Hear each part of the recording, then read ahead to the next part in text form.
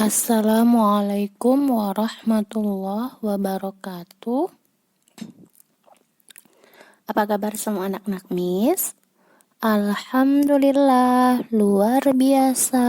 Allahu Akbar. Oke, tetap semangat ya, karena iyalah semangat. Orang baru kamu libur. Iya, libur panjang ya kan, kemarin menyambut Maulid Nabi. Oke, jadi semangatnya juga harus lebih lagi untuk mulai pembelajaran pada pagi hari ini. Oke, hari ini kita akan belajar tematik. Kita masuk tema 5, pembelajaran kelima dan juga keenam. Nah, untuk hari ini kita akan belajar mengenai Mahapati Gajah Mada. Kemudian nanti kita akan mengetahui perjuangan dari Mahapati Gajah Mada. Kemudian kita akan belajar tentang lagu Maju Tak Gentar, dan juga kita akan belajar tentang Pangeran Diponegoro. Nah, sebelum memulai pembelajaran pada pagi hari ini agar mendapatkan keberkahan dari Allah Subhanahu wa Ta'ala, marilah kita mengucapkan hafal basmalah dan doa sebelum belajar. Bismillahirrahmanirrahim. Rabbi zidni ilma warzuqni fahma wa amalan mutaqabbal. Amin ya rabbal alamin.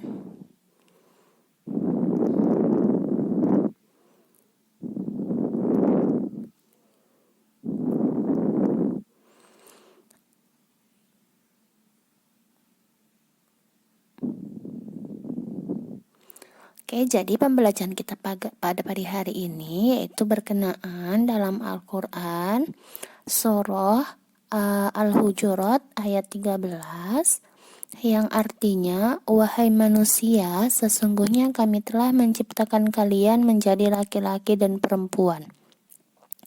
Dan dengan menciptakan manusia berpasangan, kami telah jadikan kalian berbangsa-bangsa dan bersuku-suku agar kalian saling mengenal.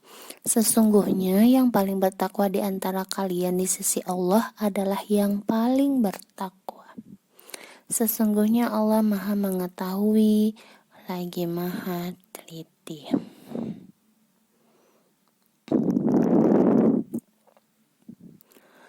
Oke, kita masuk pembelajaran kelima. Nah, siapa lagi tokoh yang terkenal pada zaman Hindu, Buddha, dan Islam ya nak?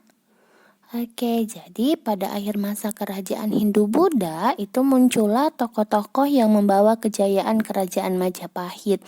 Nah, kerajaan Majapahit itu dikenal sebagai salah satu kerajaan terbesar di Nusantara. Nah, siapakah mereka? Ayo, coba siapa kalau kalian tahu? Oke ya Miss, Mahapati Gajah Mada salah satunya. Iya, good. Nah, Mahapati Gajah Mada. Gajah Mada adalah seorang panglima perang dan tokoh yang sangat berpengaruh pada masa zaman kerajaan Majapahit. Jadi, Mahapati Gajah Mada ini dari remaja dia sudah pandai punya keahlian bela diri. Jadi pada usia dia 19 tahun dia berhasil menyelamatkan rajanya yaitu Prabu Jayanegara. Masya Allah ya nak, keberanian dari Mahapati Gajah Mada ini.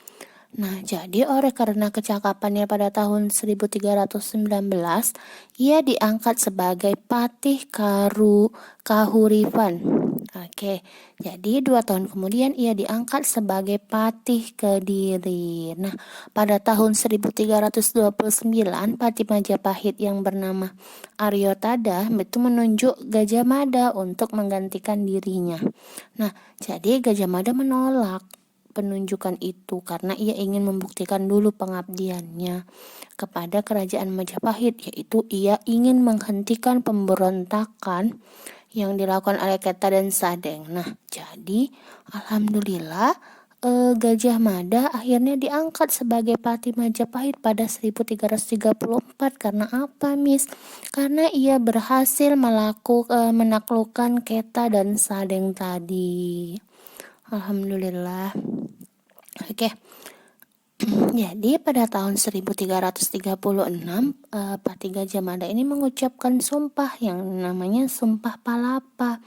Nah, apa itu Sumpah Palapa, Miss? Jadi Sumpah Palapa itu adalah janji dari Patih Gajah Mada itu bahwa ia tidak akan memakan buah palapa atau sejenis rempah-rempah kalau ia belum berhasil menguasai pulau-pulau di Nusantara. Nah, alhamdulillah karena tekadnya dari Mahapatih Gajah Mada ini, nah ia berhasil membuat Majapahit ini mencapai puncaknya pada zaman pemerintah Prabu Hayam Wuruk, yaitu pada tahun 1350 sampai 1389. Nah, pada masa itulah Majapahit mencapai keemasannya. Jadi dari kitab Kartanegara, dari kitab Negara Kertagama itu dapat diketahui bahwa daerah kekuasaan Majapahit itu hampir sama luasnya dengan wilayah Indonesia yang sekarang. Bahkan pengaruh kerajaan Majapahit sampai ke negara-negara tetangga. Masya Allah ya nak, perjuangan dari Gajah Mada ini ya. Oke, kamu bisa buka buku kamu tadi ya, dilihat di halaman 38. Nah, jadi perjuangan Mahapatih Gajah Mada ini itu sampai saat ini itu bisa dikenang, bisa kamu kenang. Nah, dengan cara gimana, Miss? Nah, jadi nama Gajah Mada ini sebagai nama jalan utama. Nah, bisa digunakan ya nak. Nama Mahapatih Gajah Mada ini digunakan sebagai nama jalan utama sejumlah kota-kota di Indonesia. Nah, jadi kebesaran nama dan kejayaan Majapahit pun dapat pula dilihat dari peninggalannya, yaitu berupa candi. Jadi selain kita mengenang nama-nama jalan-jalan utama itu menggunakan nama-nama Patih Gajah Mada ini, kita juga bisa mengenang peninggalan dari Gajah Mada itu berupa candi. Nah, jadi untuk mengetahui cerita candi peninggalan kerajaan Majapahit, nah ayo kita baca teks yang berikut ini. Oke, Kompleks Candi Penataran. Nah, jadi kemegahan dan kebesaran Kompleks Candi Penataran ini membuktikan perjuangan dan peranan para tokoh pada masa kerajaan Majapahit. Nah, Candi Penataran dibangun pada masa kerajaan Kediri. Nah, jadi yang dipergunakan pada masa kerajaan Majapahit. Nah, di dalam kompleks candi ini terdapat arca, yaitu bangunan yang disebut Bole Agung atau prasasti batu tulis dan beberapa candi. Nah, jadi candi-candi itu diantaranya yaitu Candi Naga yang berukuran lebar 4,83 meter, panjangnya 6,57 meter dan tingginya 4,70 meter. Nah, selain itu terdapat candi yang dianggap paling suci, yaitu Candi Induk. Jadi Candi Induk ini terdiri dari 3 teras bersusun dengan tinggi seluruhnya 7,19 meter. Oke, selanjutnya untuk menambah semangat kamu agar lebih semangat lagi, maka kita akan menyanyikan lagu Maju Tak Gentar. Nah, lagu ini dengan tempo nada riang ya nak. Jadi kamu harus menyanyikannya dengan semangat. Ayo kita nyanyikan bersama-sama. Check it out, kita lihat video berikut ini sambil kamu ikuti di rumah ya nak.